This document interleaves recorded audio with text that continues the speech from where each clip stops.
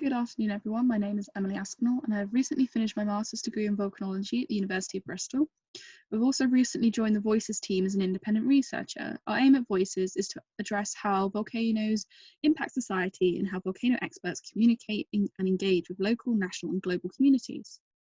Today, I'll be speaking about the role of social media in response to volcanic eruptions.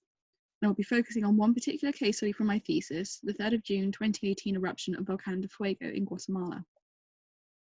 Social media binds us all, whether we like it or not. We now live in a global village where the world has become more interconnected through media.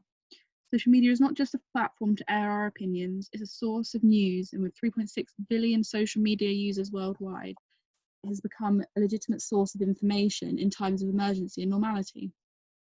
Realising the opportunity that social media provides, many geological institutions, civil protection agencies, and other agencies involved with emergency response use social media to engage and inform the public about a developing hazard.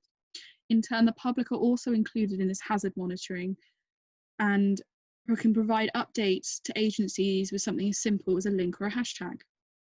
The events of the 3rd of June 2018 highlight both the negatives and positives of social media's use during volcanic events.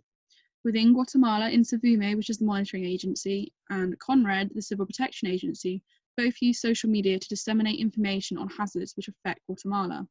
And on the 3rd of June, this was no different. The eruption began at approximately 6 a.m. and the eruption intensified by around 10 a.m. With pyroclastic flows descending the flanks. Unfortunately, between 2 and 4 p.m., pyroclastic flows descended and flowed into the town of San Miguel Los Lotes and towards the R14 crossing over the Branca Las Lajas. The R14 crossing is a significant location as this is where spectators had gathered to view the eruption. What you should all consider is the political, economic and social issues as well as the simultaneous events elsewhere in the world. Guatemala was subjected to 36 years of bloody civil war with abhorrent crimes against the Mayan people and political opponents by the government and their forces.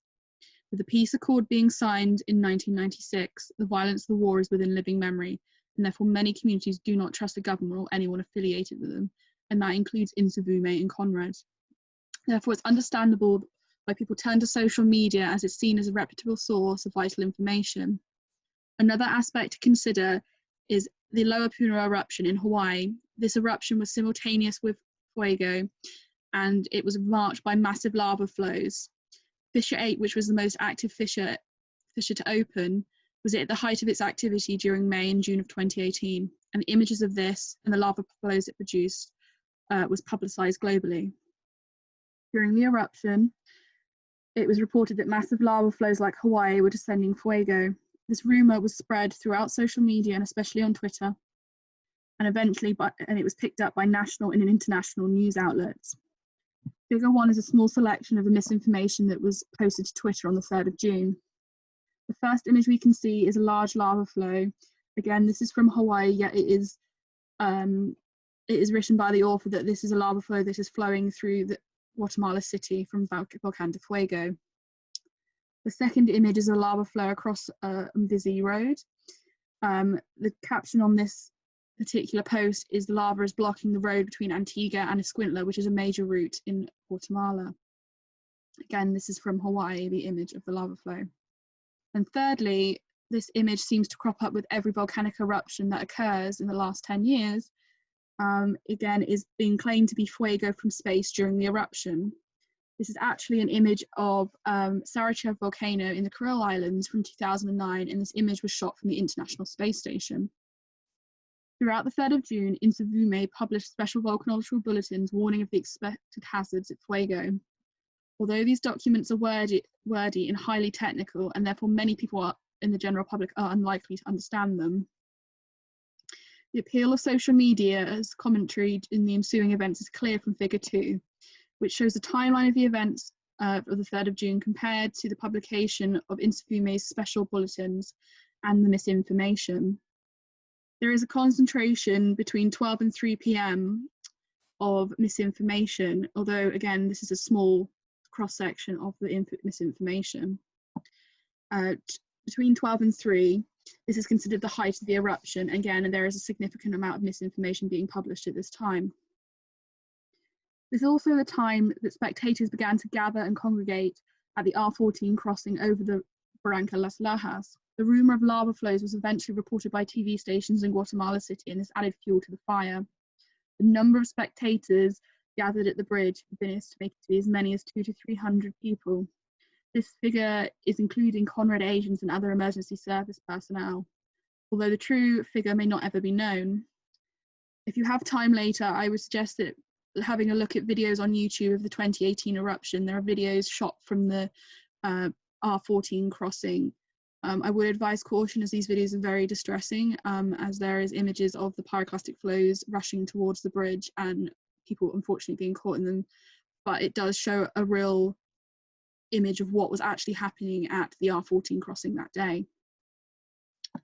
When the news of the tragedy reached the rest of the world, major news networks and newspapers such as BBC, CNN, Reuters, and the Guardian newspaper in the UK recorded rivers of lava destroying San Miguel Las Lotas and other villages surrounding the volcano, although this inaccuracy was quickly corrected when more data was available. The events of the 3rd of June were dominated by negative use of social media through the spread of misinformation, which had a direct fatal impact.